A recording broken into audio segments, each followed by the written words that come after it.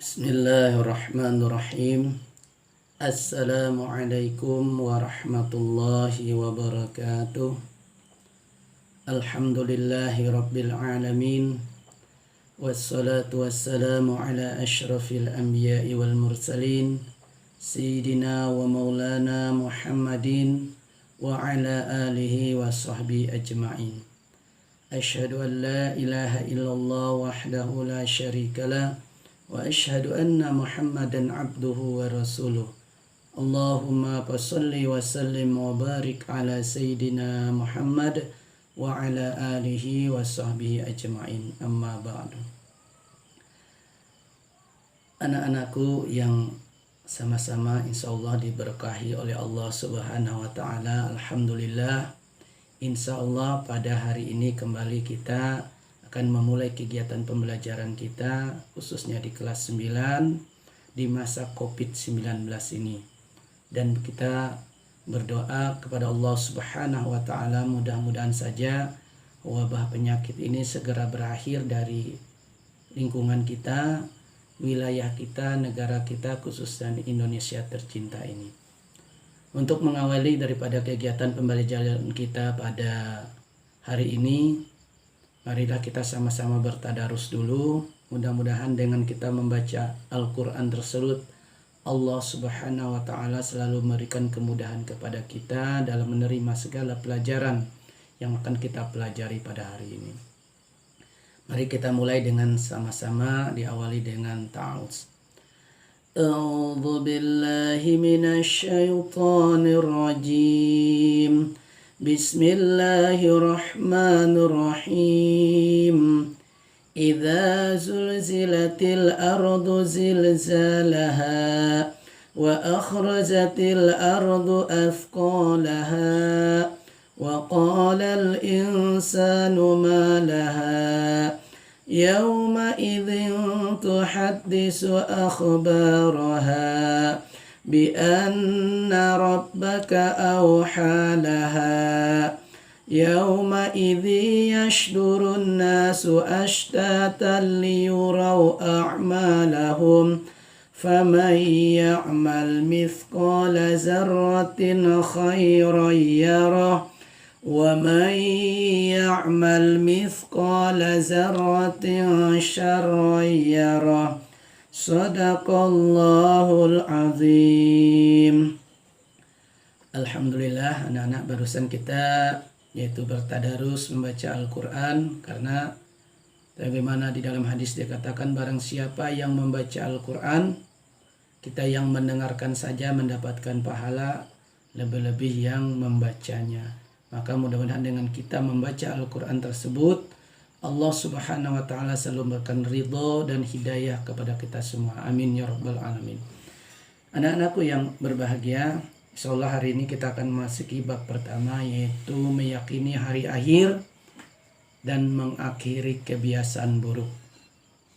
Sebagaimana kita ketahui, hari akhir atau hari kiamat itu pasti akan terjadi pada diri kita atau seluruh makhluk yang ada di muka bumi ini nanti.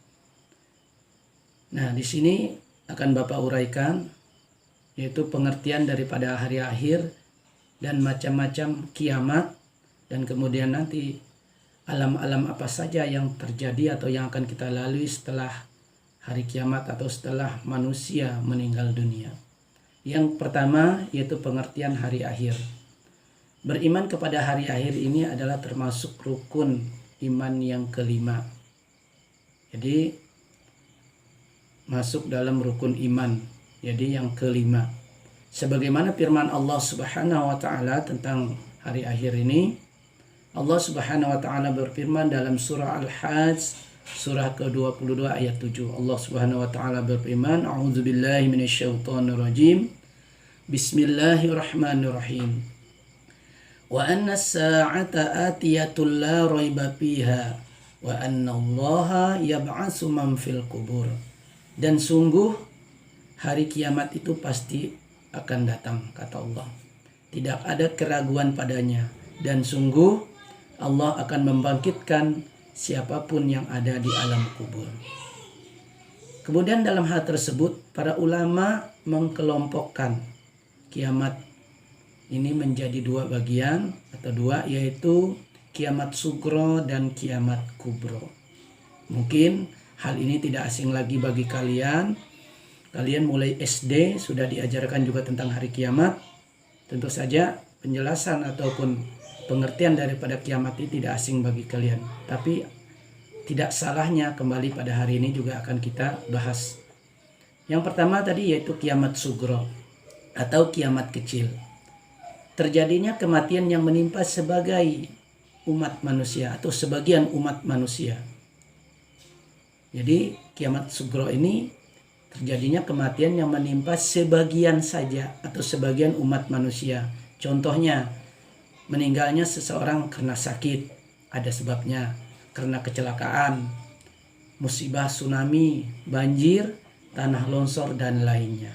Ini adalah contoh daripada kiamat sugro, yaitu meninggalnya sebagian umat manusia. Dan saat ini sering kita atau banyak sekali kita temui kiamat sugro ini seperti tsunami, kemudian ada tetangga atau keluarga kita yang meninggal, atau orang kena tanah longsor, banjir bahkan. Dan bahkan yang saat ini kita alami yaitu banyak sekali yang meninggal kena COVID-19. Ini termasuk kiamat sugro. Itu adalah salah satu contohnya. Dan kiamat sugro ini sudah terjadi pada diri kita saat ini. Kemudian yang kedua yaitu kiamat kubro. Kiamat kubro ini terjadinya kematian dan kehancuran yang menimpa seluruh alam semesta. Seluruh alam semesta. Jadi tidak ada satupun yang tersisa. Seluruh alam ini hancur. Manusianya pun meninggal semua. Tidak ada sebagian seperti tadi kiamat sugro. Tapi kalau kiamat kubro, seluruh umat manusia, seluruh makhluk hidup, semuanya meninggal. Ini adalah kiamat kubro. Dunia porak-poranda, rusak dan hancur. Kehidupan manusia berganti dengan alam yang baru, yakni alam akhirat. Nah, jadi anak-anakku, jadi perbedaan kiamat sugro dan kubro jelas. Kalau kiamat sugro, kiamat kecil, ini terjadi pada diri manusia atau sebagian manusia itu yang meninggal. Tapi kiamat kubro, semuanya hancur termasuk alam semesta. Kecuali nanti yang dikehendaki oleh Allah, ada saja makhluk yang masih hidup. Kemudian kejadian kiamat kubro ini kapan terjadi? Nah, kiamat kubro terjadi jika yang pertama yaitu malaikat Israfil meniup sangkakalanya untuk yang pertama kalinya. Semua makhluk akan mati tanpa kecuali kembali lagi yang dikehendaki oleh Allah Subhanahu wa taala. Sebagaimana Allah Subhanahu wa taala berfirman di dalam Al-Qur'an, A'udzu billahi minasyaitonir rajim. Bismillahirrahmanirrahim. Wa nufikha fis suri fasa'iqa man fis samawati wa man fil ard illa man sya'allah. Summa nufikha fihi ukhra fa izahum qiyamun yanzurun.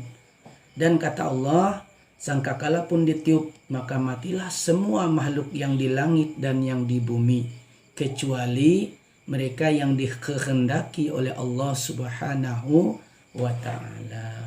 Jadi yang hidup itu yang dikehendaki oleh Allah. Di mana hal ini di dalam Quran surah Az-Zumar surah yang ke-39 ayat 68. Selanjutnya kejadian kiamat ini nantinya langit menjadi terbelah-belah, matahari digulung, bintang-bintang berjatuhan, lautan meluap dan menjadi panas. Gunung-gunung seperti bulu yang berhamburan dan manusia seperti anak-anak yang berterbangan. Sebagaimana firman Allah Subhanahu wa taala di dalam Al-Qur'an, Bismillahirrahmanirrahim. As-sama'u munfatirum bihi kana wa'duhu maf'ula. Langit terbelah pada hari itu, janji Allah pasti akan terlaksana. Quran surah Al-Muzammil surah ke-73 ayat 18. Selanjutnya, setelah hari kiamat, setelah tiupan sangkakala, kemudian semua makhluk mati atau meninggal, bumi dihancurkan semua oleh Allah, maka kita akan menemui alam-alam setelah alam dunia. Alam yang pertama yang akan kita lalui atau kita temui adalah alam barzah, atau sebutan lainnya yaitu yaumul barzah. Anak-anakku yang berbahagia, alam barzah yang kita kenal dengan alam kubur, yang ini merupakan pintu gerbang menuju alam akhirat, atau batas antara alam dunia dan alam akhirat. Di alam kubur manusia akan bertemu, ditanyai oleh malaikat, dua malaikat, yaitu malaikat Mungkar dan Nangkir, yang mana dua malaikat ini menanyakan segala amal perbuatan manusia ketika menjalani kehidupan di dunia. Jika selama hidup di dunia manusia banyak melakukan kebaikan, insya Allah dia akan selamat, namanya di alam kubur. Tetapi kebalikannya, jika banyak dia melakukan keburukan atau hal-hal yang tidak baik di dunia, maka dia akan mendapatkan namanya azab kubur. Maka anak-anakku yang saya sayangi, mulai sekarang banyak-banyaklah kita melakukan amal-amal kebaikan di dunia, kelak mudah-mudahan kita selamat namanya dari azab kubur. Kemudian yang kedua yaitu yaumul ba'ats. Yaumul ba'ats adalah dibangkitkannya manusia dari alam kubur untuk diarahkan menuju padang mahsyar. Kebangkitan manusia ini akan terjadi setelah ditiupkan sangkakala yang kedua oleh malaikat Israfil. Jadi setelah tiupan pertama, maka ditiupkanlah yang kedua sangkakala oleh malaikat Israfil, yang mana semua makhluk dari yang meninggal mulai dari umat Nabi Adam sampai umatnya Nabi Muhammad SAW dibangkitkan kembali oleh Allah dari alam kubur. Yang mana kalau dikisahkan kondisi mereka itu kondisi yang sangat mengkhawatirkan, yang sangat mengerikan. Mereka tidak sehelai pun pakaian yang mereka kenakan ketika mereka bangkit dari alam kubur. Hal ini sebagaimana telah difirmankan oleh Allah Subhanahu wa taala di dalam Al-Qur'an, yaitu dalam surah Yasin, surah ke-36 ayat 51. A'udzu billahi minasyaitonir rajim. Bismillahirrahmanirrahim. Wa nufikha fis-suri fa izahum minal ajdasi ila rabbihim yansilun. Kata Allah, lalu ditiuplah sangkakala yang kedua kalinya, maka seketika itu mereka keluar dari kuburnya dalam keadaan hidup, menuju kepada Tuhannya, menuju kepada pengadilan Tuhannya. Inilah namanya yaumul ba'ats, artinya hari dibangkitkan kembali manusia dari umatnya, atau dari umatnya Nabi Adam alaihissalam sampai umatnya Nabi Muhammad sallallahu alaihi wasallam dituntun atau menuju ke padang nanti, yaitu padang mahsyar. Kemudian yang ketiga, yaumul hasyar atau yaumul mahsyar.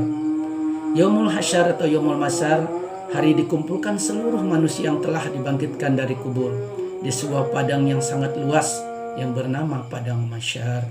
Keadaan manusia sangat susah, tidak ada yang dapat menolong kecuali hanya pertolongan yang datangnya dari Allah Subhanahu wa taala bagi orang-orang yang tentu saja dikehendaki oleh Allah Subhanahu wa taala.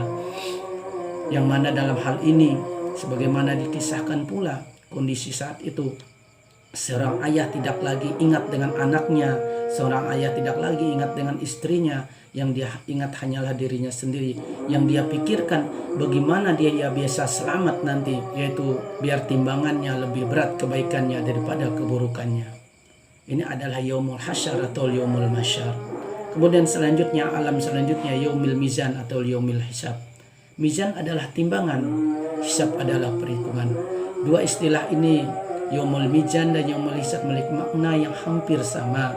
Yaumil mizan adalah hari ditimbangnya seluruh amal baik dan amal buruk manusia untuk menerima keadilan dan balasan masing-masing. Dan yaumil hisab adalah hari diperhitungkannya seluruh amal manusia, baik itu amal baik maupun amal buruk. Jadi jika kedua-duanya ini dilaksanakan, maka disitulah kelihatan akan diarahkan kemana manusia tersebut. Jika amal baiknya lebih banyak, maka tentu saja nih arahnya adalah akan menuju ke surganya Allah Subhanahu wa taala.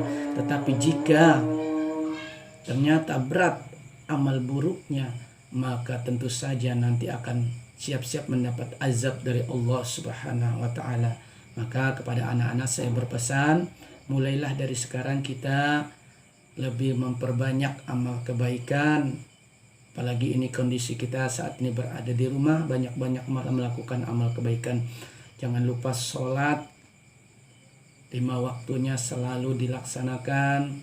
Dan bagi yang laki-laki diusahakan untuk sholat berjamaah di musola ataupun di masjid yang ada di sekitar lingkungannya. Selanjutnya yaitu alam, yaitu surga dan neraka. Sebagaimana kita ketahui adalah surga sebagai balasan amal baik. Seluruh perbuatan baik manusia diperhitungkan pada saat yaumul hisab. Perbuatan baik itu akan mendapatkan pahala yang setimpal dari Allah Subhanahu wa taala, yaitu surganya Allah Subhanahu wa taala, yang di sana telah tersedia semua yang akan dikehendaki atau yang diinginkan oleh manusia. Kemudian yang kedua atau yang selanjutnya itu neraka. Neraka ini diperuntukkan sebagai balasan amal buruk.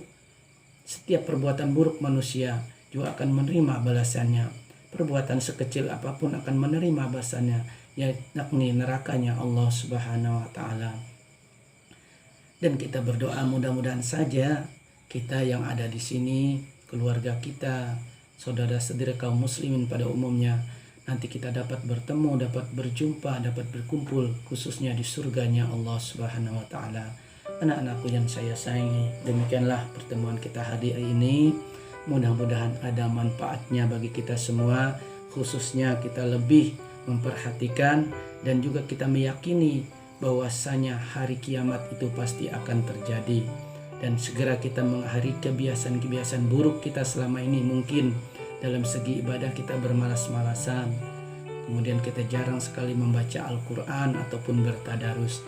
Maka masih ada kesempatan seperti ini, mari kita banyak-banyak melakukan amal baik, dan mudah-mudahan semua kita bisa dikumpulkan di satu tempat yang indah, yang nyaman, yaitu surganya Allah Subhanahu wa taala. Demikianlah yang dapat kita sampaikan dalam pertemuan ini. Kurang dan lebihnya mohon maaf.